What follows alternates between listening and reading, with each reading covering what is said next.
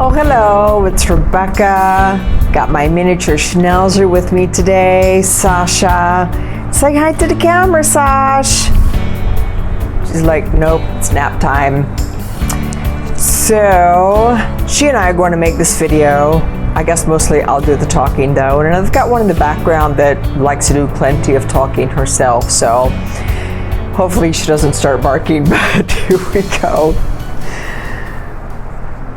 My question today for you is, what if your health depended on what you eat, whether or not you lose the excess weight, or whether or not you choose to move your body? What if your ability to be alive depended on your health? What if making some changes wasn't as bad as you thought and didn't take as much work as you thought? Hi, I'm Rebecca. I'm the founder of Renegade Health Project, and I teach women how to be deliberate in their creation of a healthy body. And today I want to talk to you about how your health really does depend on the decisions that you make every day, and they add up over time, and what to do about it.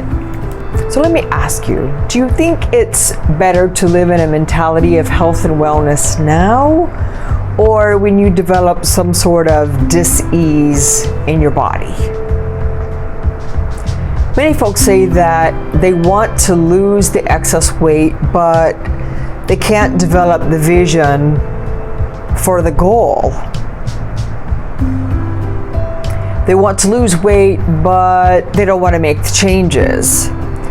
Whether it's to their food intake, the types of foods that they're considering. They are used to having a pint of ice cream every single night, can't give that up. Basically, they're just not willing to do what is often necessary to achieve the results that they say that they want. Kind of sort of makes you wonder, how badly do they really want it? But what if we're not even talking about how badly someone really wants something? Because I have some other ideas on this topic. You know, sometimes we are resistant to ideas because we haven't developed enough of a reason to do something about it. In other words, we say we want to lose the excess weight, but we haven't really established why. Why do we want to lose the excess weight? If there's no compelling reason, then we probably won't take any steps towards the goal. You know, Sash is 11 years old, almost 12, and I brought her back with me from Mexico when I lived abroad. And she is a very high-spirited miniature Schnauzer. Now, these dogs believe that they are really big dogs, like German Shepherd dogs, and you cannot tell them otherwise. They have big personalities, and they're very protective and very strong. But she's always kind of had some digestive issues, but they were nothing compared to what we were going to face in about mid-2019, last year. I took her to a vet after a few days of some bloody diarrhea. My apologies if that is really graphic for you, but yes, bloody diarrhea and some profuse vomiting. They ran some tests, gave her a few things, and they sent us on our merry little way without a diagnosis. A couple of weeks later, I had taken the dogs out to the bathroom, and Sasha literally just fell over in the grass. Just fell over. Twice. I rushed her to the hospital again. I was flying down the back roads where the speed limit was 20 miles an hour, and I had utter disregard for the sharp curves and the stop signs. I did stop for a few seconds, but that's about it. If you have children, I'm sure you can relate. I don't have any. These four-legged animals are my children. I'm sure you understand that. After running more tests, the doctor turned to me and said, I have no idea what is wrong with your dog, but if you would like for us to refer you to internal medicine, I would be happy to do so. As I gathered up Sasha in my arms and took her rather limp body out to the car, I knew how this story could possibly play out. You know, you could literally spend thousands of dollars and never reach a conclusion. Not only did I know that, I was also told that, but I already knew that. But then again, you could spend that amount of money and you could reach a conclusion. It could happen. So I'm pretty savvy given my background. I pored over the sets of test results, the history of the results that we had, and I was analyzing them for clues for what seemed like days and hours. I was already informed that Sasha was anemic. In fact, she had hemolytic anemia, and the prognosis for that is very poor. I managed to find some treatments that would help increase her oxygenation to the tissues so she would feel a bit more energetic. We got the internal bleeding under control. And while I'm oriented towards research, I did not want to be in control of her diet. That was the one thing I was thinking, is what is causing the what seemed like chronic diarrhea at this point. So you begin to narrow things down, you begin to think about it, but I didn't want to think about that I might have to actually eliminate the simple choice of the dog food, where the vitamins and minerals and the protein is all figured out mostly. You just have to think about, you know, grain-free and organic and make those choices, but I did not know how many calories a dog needed.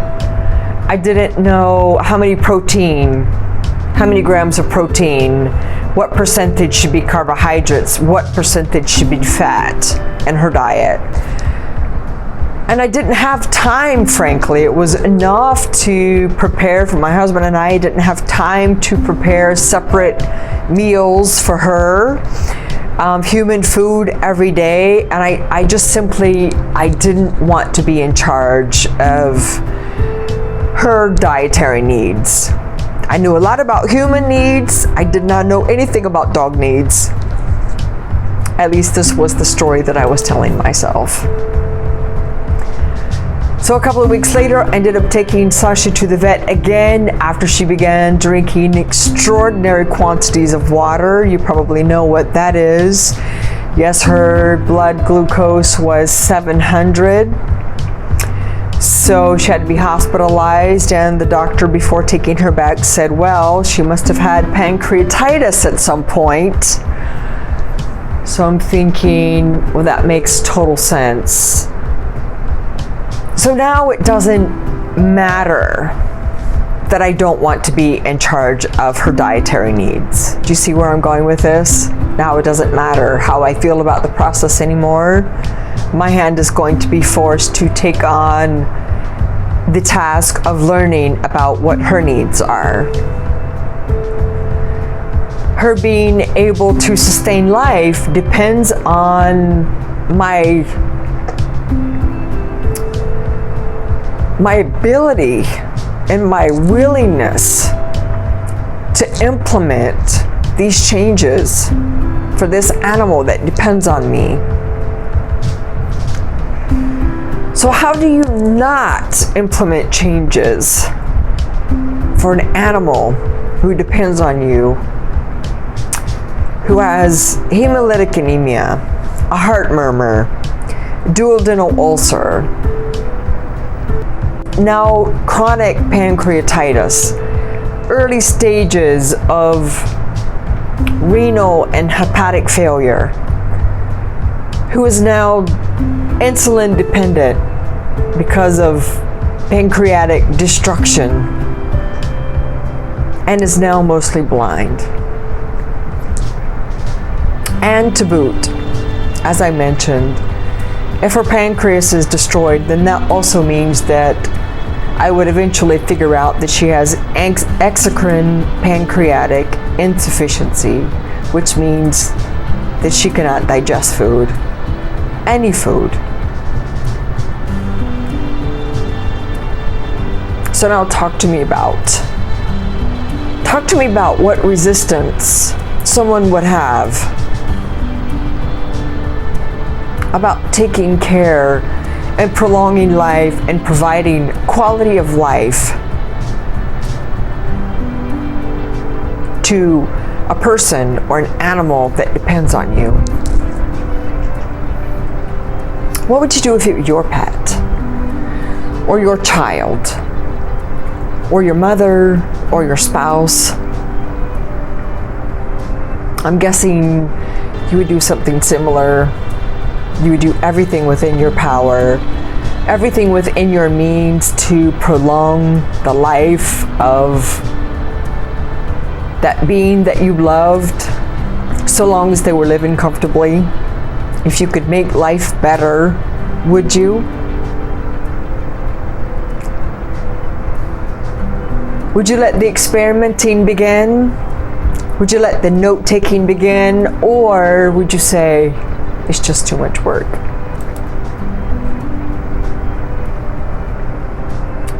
And what about for yourself? What about for you? What about for your health? Do you tend to put others first and leave your own health as the last thing that you tend to? Or perhaps your health never gets tended to? Have you ever noticed how our health takes a backseat to other priorities? Like house cleaning might be more important. Or how about the laundry? Or getting that car spick and span, or painting the deck, or refinishing that piece of furniture that we've been meaning to refinish. Too often those things garner our attention far more than our health does. Would you agree? Sometimes even hanging out with friends can be so much more important than our own health. You know, our health cannot be the thing that we never focus on. It can't be the thing that never makes it onto the list of priorities. Sometimes it seems like life forces our hand, but it doesn't have to be that way. We can take control of our health and our weight before we are forced to make those decisions. In fact, it's all about how we think about weight loss and our health that actually makes a difference in setting the goal and reaching the goal and taking that first step.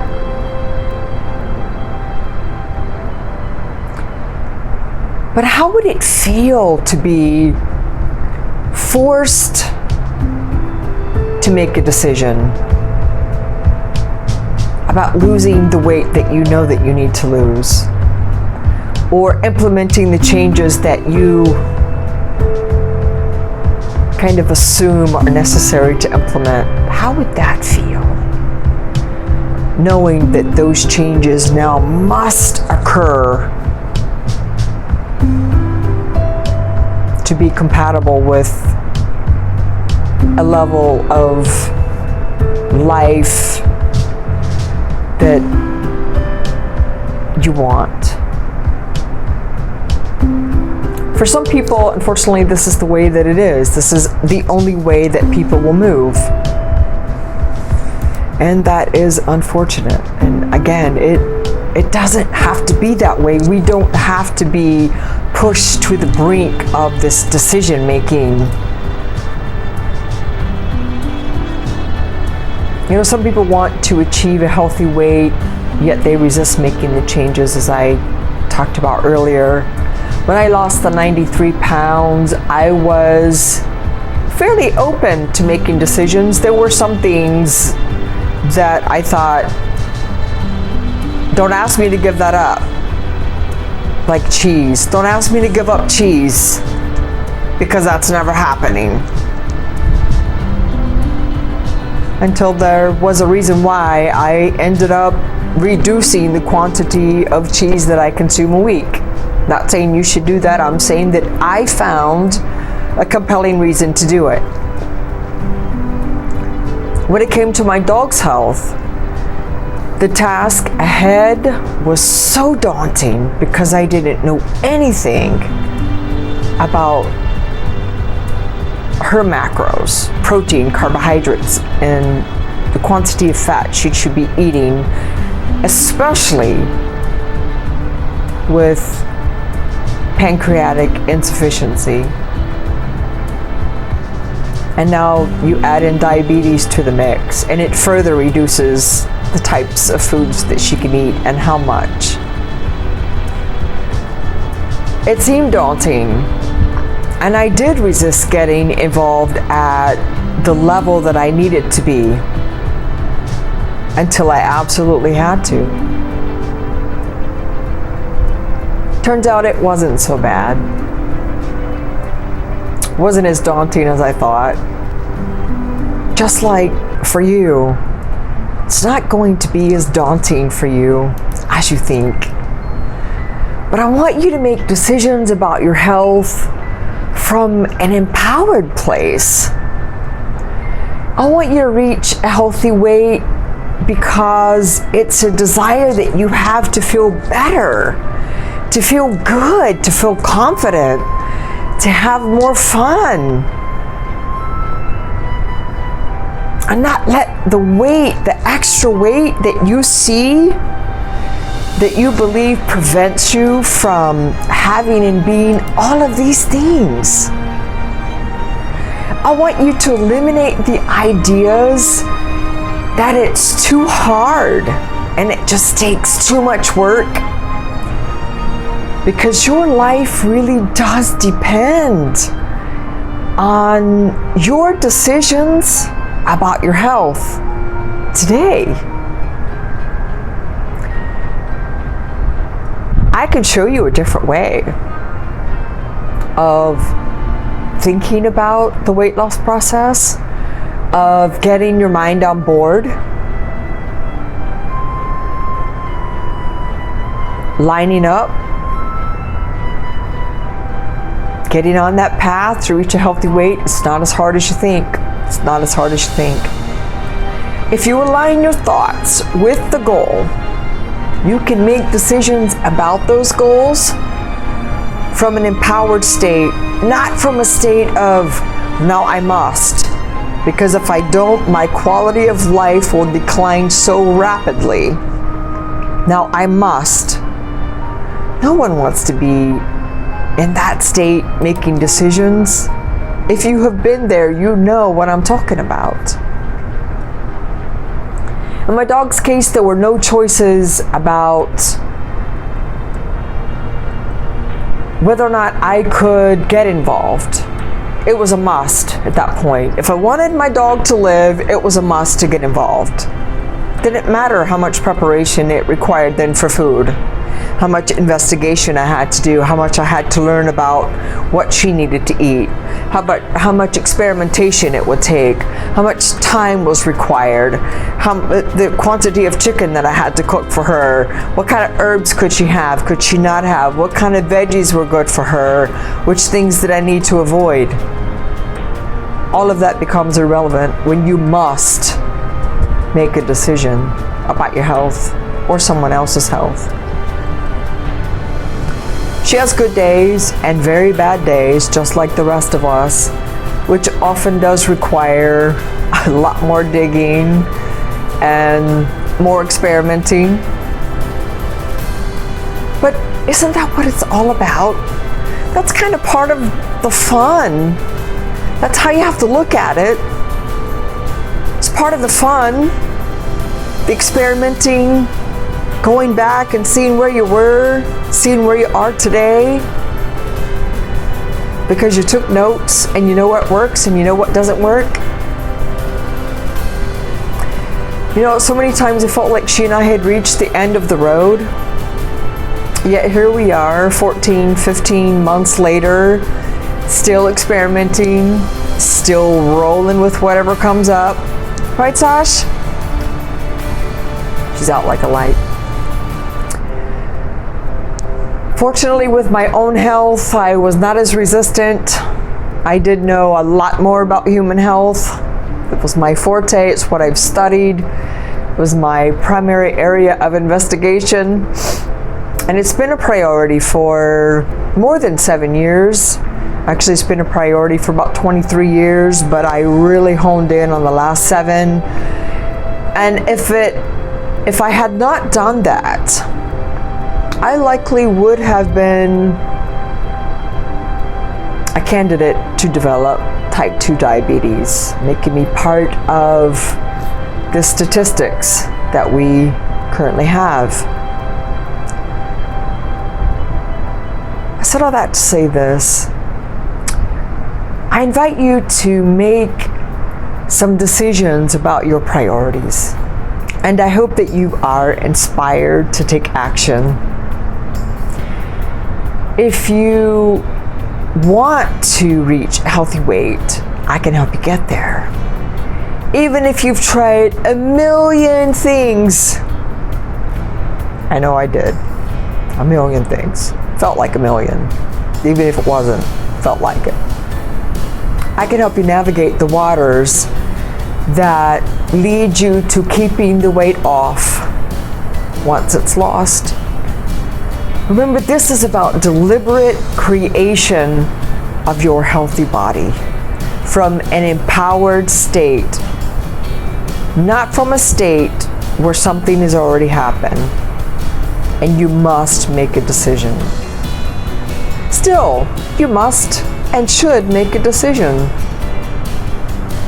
This is about finding what truly works for you, not some cookie cutter plan that you read in a magazine or a book or a random website.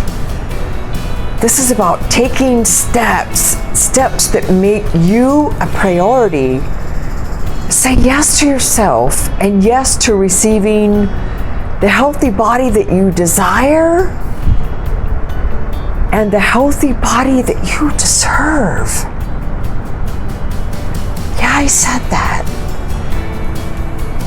The body that you deserve to have. I would like to invite you to a 360-degree strategy call where we discuss your desires and your goals from all angles. We talk about everything that's possible. And if I can help you, we can talk further. And if not, then I will help you find someone who can. All right, I look forward to our chat. Let's talk soon. Hope you have an amazing day, because that's what life is all about, my friend. Take care.